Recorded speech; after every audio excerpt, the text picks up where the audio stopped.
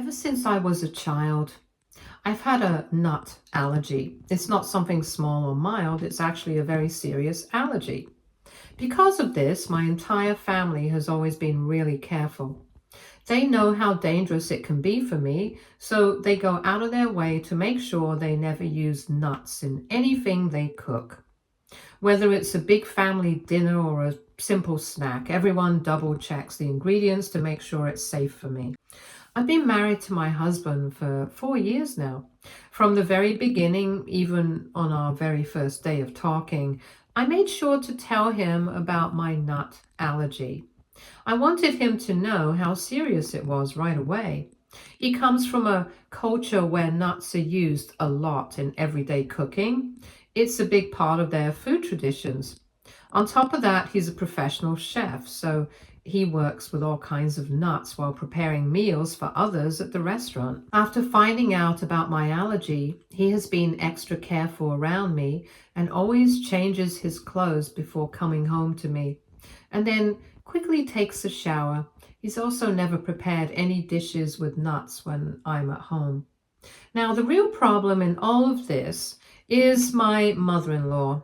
I'm not sure if it's because she's from a different generation or if she's just downright inconsiderate, but for some reason she has never taken my nut allergy seriously. From the very beginning, she acted like it wasn't even real. When my husband first told her about it while we were dating, instead of showing concern or asking questions, she just laughed and brushed it off. She told him I was making it up and acted like it was some kind of attention-seeking thing. The first time my husband and I went to her house together to meet his parents, she had cooked several dishes and all of them had nuts in them. It honestly felt like she did it on purpose. Thankfully, my husband noticed right away before I could take a bite. He jumped into the kitchen and quickly whipped up some alternate dishes for me, all while mother-in-law kept giving him cold, judgmental looks. Later, she told my husband straight up that I was too high maintenance and said he should be with someone who didn't have so many issues. It was clear she wasn't just ignoring my allergy, she was actively refusing to respect it, like it was some kind of inconvenience to her. My husband didn't let any of it slide. He made it very clear to his mother that if she couldn't respect my allergy, she needed to back off. He told her straight to her face that this wasn't something up for debate. It was about my health and safety. I think that really set her off. She didn't say much after that, but you could tell she was angry that my husband took my side instead of hers. She always kept suggesting that my husband and I's dating were just a phase or something temporary and that we'd break up eventually. But that never happened. When my husband ended up proposing to me, she completely lost it. She was furious and tried to talk to him, but he didn't hear it. After that, she kept trying to into our wedding planning and making it seem this was all about her instead of me and my husband. For example, I had always dreamed of wearing my mother's wedding dress. It was something really special. My mom had saved it for me, hoping one day I would wear it when I got married. It was a beautiful, timeless dress, and the idea of walking down the aisle in something that meant so much to both of us felt perfect. However, when my mother-in-law found out that I planned to wear my mom's wedding dress, she completely lost it. She began telling everyone in my husband's family that it was in poor taste for me to wear my mother's dress. She made it sound like I was being cheap, like choosing to wear a meaningful family heirloom was somehow a disgrace. She even said that it would be embarrassing for her during the wedding to see me in an old wedding dress. Her words started spreading, and soon my husband's sister called him, all worked up. She basically told him he needed to make me buy a brand new wedding dress just for the sake of appearances.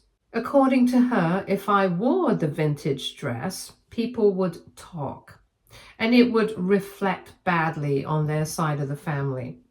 It was like none of them cared at all about why the dress was special to me. All they saw was how it would look to other people, like appearances mattered more than love, meaning, or tradition. My husband asked his sister to back off, as this was none of her business. You would think that after this, his sister and mother-in-law would stop, right? Well, no. They then added me to a group chat where both of them started sending long messages explaining in detail how they felt about my choice to wear my mother's wedding dress. According to them, it was tacky and inappropriate for a proper wedding, especially their sons' and brothers' weddings. They then threatened that if I really wanted my husband's side of the family to attend, then I needed to step up and stop making choices that would embarrass them. They said they'd be willing to take me shopping and help me pick out a brand new wedding dress, one that they felt was more suitable, one that wouldn't make them look bad. They acted like they were doing me a huge favor, like this was some generous offer and I should be grateful. I honestly couldn't believe the entitlement. These women weren't paying for the wedding. They weren't offering to pay for the new dress either.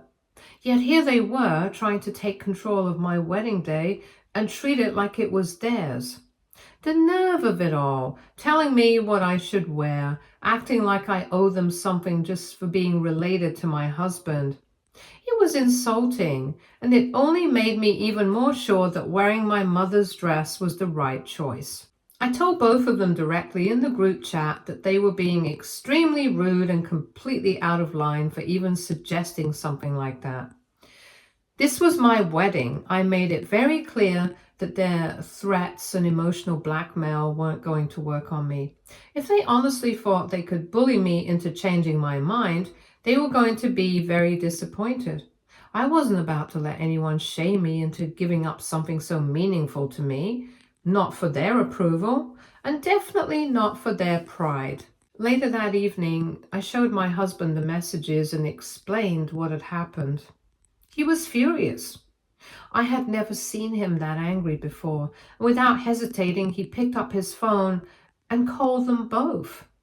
Right then and there, he told them they were no longer invited to the wedding. Mother-in-law and sister-in-law then tried to backtrack, of course. Suddenly, they wanted to talk with us and calm things down. They said they didn't mean it like that, and that they just wanted what was best for everyone. But my husband wasn't having any of it. He completely chewed them out and made it crystal clear that if they couldn't show me basic respect, then they had no place at our wedding. In the end, it was my father-in-law who stepped in and tried to make peace. He reached out and apologized on behalf of both my mother-in-law and sister-in-law. He promised that he would personally make sure they behaved themselves during my wedding. Only after this, my husband let them attend our wedding, but made it clear to them that this was their last chance and any more drama would not be tolerated. To their credit, both my mother-in-law and sister-in-law seemed to finally understand that my husband wasn't going to let them walk all over me. At the wedding, they were on their best behavior. They didn't say a single negative word. The wedding itself went beautifully. Everything was exactly how I had hoped, and wearing my mother's dress made it all the more special. Thankfully, my husband and I live far away from my in-laws, so my mother-in-law doesn't have many chances to interfere in our lives. That distance has been a blessing. As for my sister-in-law, she's since gotten married and started her own family. Maybe motherhood softened her, or maybe she just matured, but whatever the reason, she's never caused any more problems between us. When we do see each other, I wouldn't say we're close, but we're civil, and at this point, that's more than enough for me. This past weekend, my mother-in-law and father-in-law had invited the whole family over for a gathering. Normally, my husband and I don't go to these events, mostly to avoid unnecessary drama. But this time we decided to attend. There was a good reason for it. We're expecting our first child. We had already shared the happy news with everyone, but since I got pregnant, we really haven't had the chance to meet his side of the family in person. So we figured this was the perfect opportunity to do so. With everything that's coming, doctor's appointments, baby prep, and just the general whirlwind of becoming new parents, we know how busy life is about to get. So we wanted to take this opportunity to reconnect with others. When we arrived at my husband's parents' home, we were a little surprised by what we walked into. This wasn't your average casual family get-together. It was actually a full-on fancy event. My father-in-law had clearly gone all out. There were caterers, servers walking around with trays of food, and the whole place was decorated beautifully. From the moment we stepped in, people seemed genuinely excited to see us. Relatives came up with big smiles, congratulating us on the pregnancy, asking how I was feeling, and just being generally warm and friendly. Even my mother-in-law kept gushing about how thrilled she was that we were finally giving her another grandchild, after my sister-in-law's kids, of course. She was going on and on about how excited she was to meet the baby, asking if we'd picked out names, if we had nursery plans, and just generally acting like any proud grandma to be. Later, when it was finally time for dinner, I was honestly starving. The smells coming from the kitchen had been teasing me for hours, and with the pregnancy, my appetite tends to swing from I'm fine to I need food now in a matter of seconds. So I grabbed a big plate, filled it with food, and headed over to the couch where I could sit comfortably and dig in. Just as I was about to take my first bite, literally the spoon was right at my mouth. My father-in-law suddenly came rushing towards me out of nowhere. It happened so fast I didn't even know what was going on until he swatted the spoon out of my hand and grabbed the entire plate from me. Then he threw the plate away like it was on fire. I just sat there frozen, stunned. I couldn't even process what had just happened. He looked frantic. He immediately asked me, "Did you eat anything? Are you okay?" His voice was rushed and anxious, and he kept scanning me up and down like he was waiting for something terrible to happen. My husband, who was across the room, came rushing over, asking what was going on, and I just sat there in total confusion.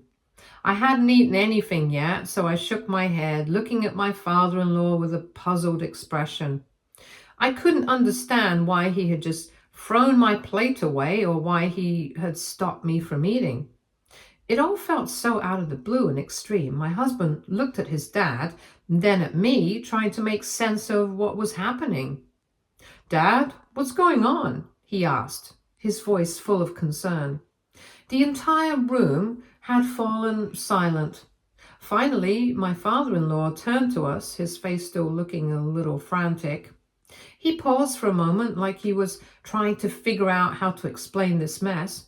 "Your mother," he said, glancing around at the other relatives, "she put crushed nuts into the dishes. That's why I had to stop you from eating." I almost couldn't believe what he said. My mother-in-law had apparently added crushed nuts into the food without telling anyone, especially me. My heart was racing. I could feel a pit forming in my stomach. Everyone in the room had fallen into a stunned silence, and I could see my mother-in-law's face go pale. "We hired a caterer to prepare the food," the father-in-law continued explaining. "We were very clear with them from the start. No nuts. I specifically told him about your allergy and made sure everything was safe." He paused for a moment, clearly trying to contain his anger. "But it seems my wife," he said, looking directly at my mother-in-law, "went behind my back and emailed the catering company. She told them that we had changed our minds and that we now wanted them to add crushed nuts to every single dish." As my father-in-law spoke, my mother-in-law looked absolutely mortified, pale, and unable to even meet anyone's eyes. My husband was visibly furious, and I could see his jaw clenched, his fists balled at his sides. As my father-in-law continued to explain, the story became even more shocking. Apparently, when the caterers had delivered all the dishes to the venue, they had followed up with my father-in-law to collect the remaining balance for their service. It was during this conversation that they casually mentioned that they had added crushed nuts to all the dishes, just like they had been ordered to. They even mentioned how they could make nut-specific recipes or desserts next time if we wanted. This was when father-in-law was completely taken aback. He was confused at first, not understanding what they were talking about. So he asked them to elaborate, and that's when it clicked for him. The caterers were under the impression that he and mother-in-law had both approved this, when in fact mother-in-law had done this all on her own in secret. When my father-in-law realized what had happened, he immediately rushed over to me at the dinner table and stopped me from eating the food, fearing the worst. He was frantic, and I could see the regret in his eyes as he looked at me, knowing how serious the situation was. As my father-in-law's words sank in, I felt like I couldn't breathe.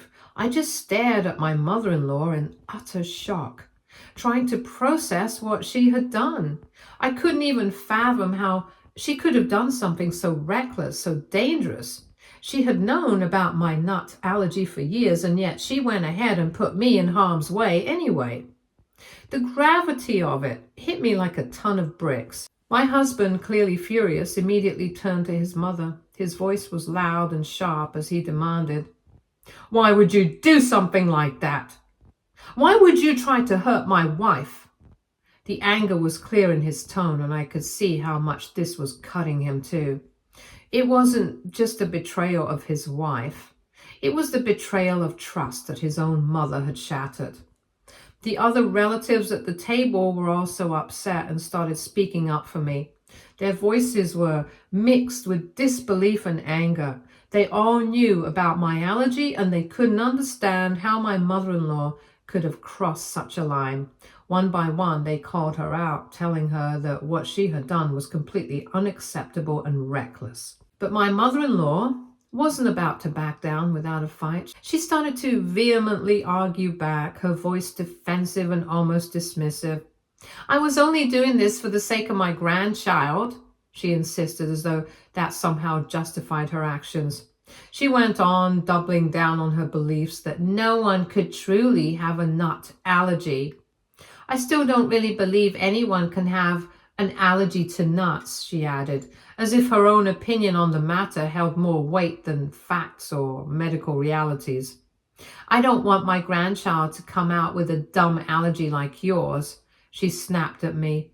Her words were sharp and cruel.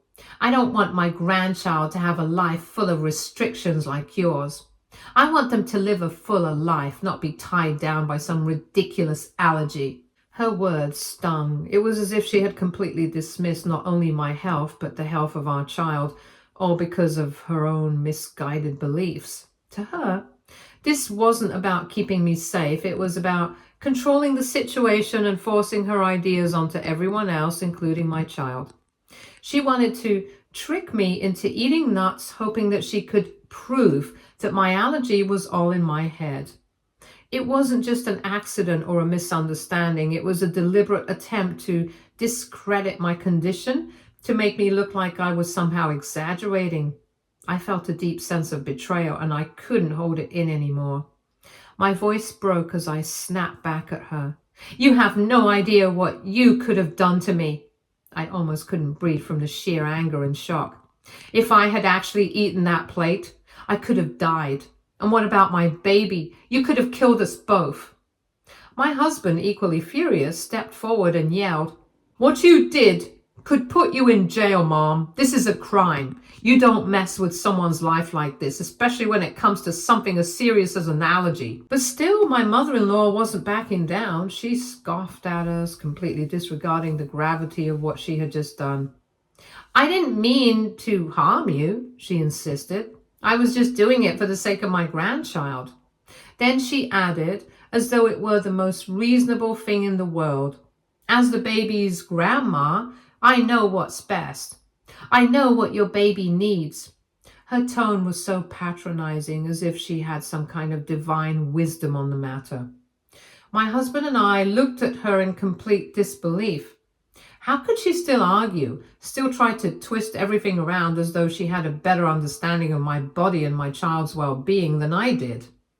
The audacity of it.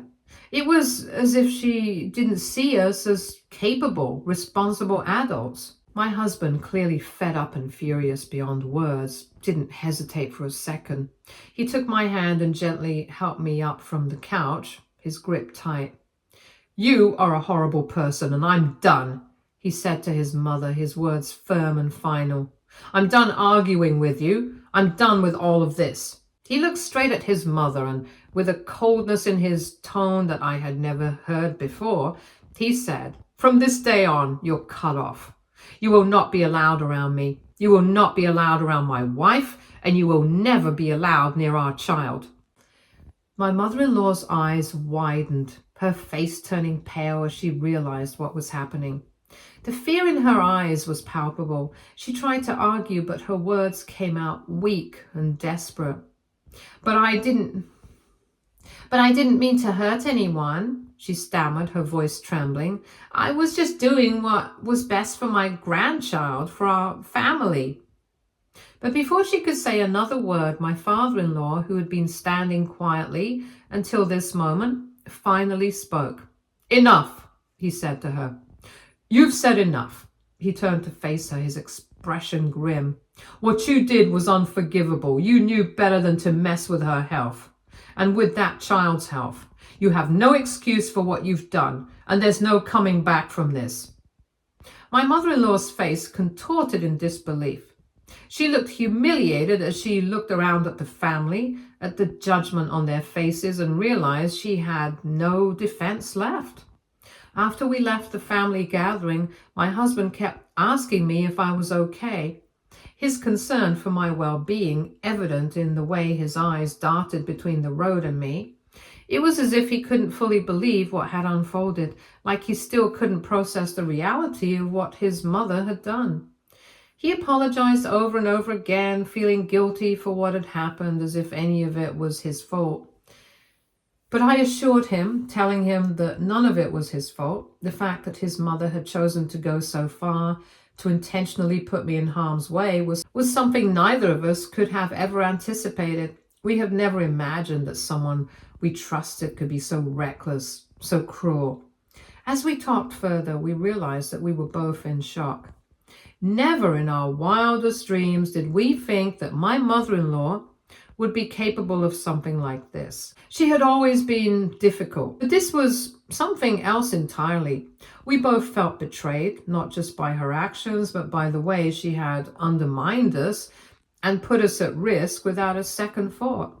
Later that night, we received several texts from relatives checking in on us, making sure we were okay. Many expressed their disbelief at my mother-in-law's actions, and meanwhile, my mother-in-law has not even once apologized. Instead, she has doubled down on her actions as if nothing is wrong. She has been insisting that she hasn't really done anything wrong, and that even if my nut allergy was legitimate, she could have immediately called an ambulance if something had happened. She makes it sound as if that is somehow a reasonable explanation for what has occurred, as though being ready to call for help would make the deliberate act of putting my health at risk excusable. To make matters worse, she keeps blaming me for the way things have turned out. According to her, I should have somehow controlled my husband, made him see things rationally.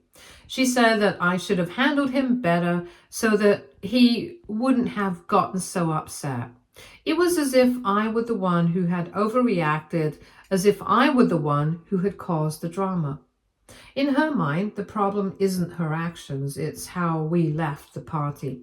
She says that we should have stayed and talked things out instead of leaving in the middle of the event. She seems to think that if we had just sat down and calmly discussed things, everything would have been fine and the party could have gone on.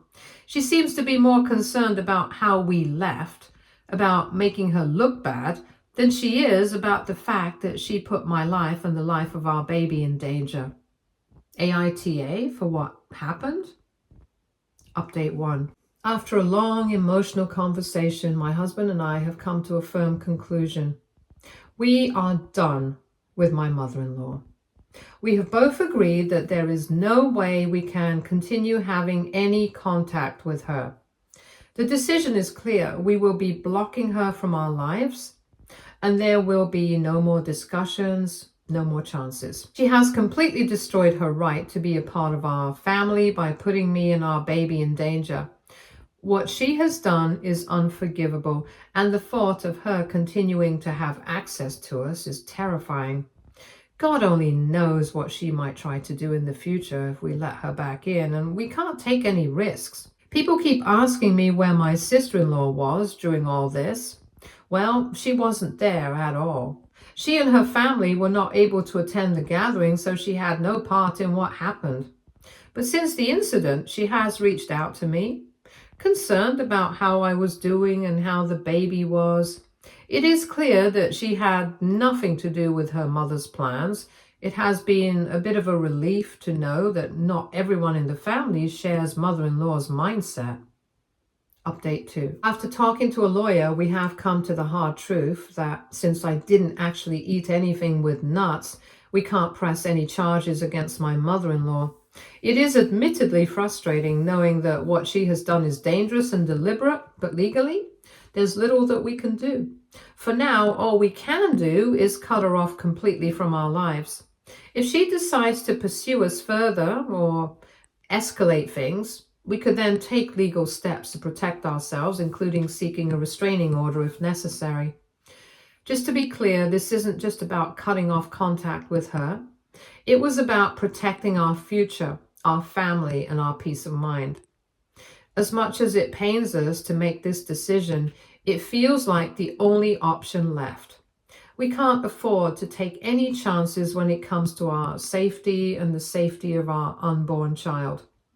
Anyways, the main update here is that my father-in-law has decided to leave my mother-in-law. Yes, that's right. He has decided to divorce my mother-in-law. We had no idea that this was on his mind, and it left us both speechless when he told us. He told my husband the whole incident with me has been eye-opening for him. He had never truly realized who his wife was until then, and after seeing what she had done, he was disgusted by her actions. He also sees how mother-in-law is still refusing to take any accountability and instead blames him for exposing her. Hence, he is determined to no longer associate with her, and more importantly, he wants out of the marriage. He told my husband that he had already reached out to a lawyer and would be starting the divorce proceedings soon. This is unexpected, to say the least. It feels like the last thing we had expected, especially considering the history between my father-in-law and mother-in-law. But in a way, it makes sense. No one can excuse what she has done, and it is clear that he is finally seeing her true colors.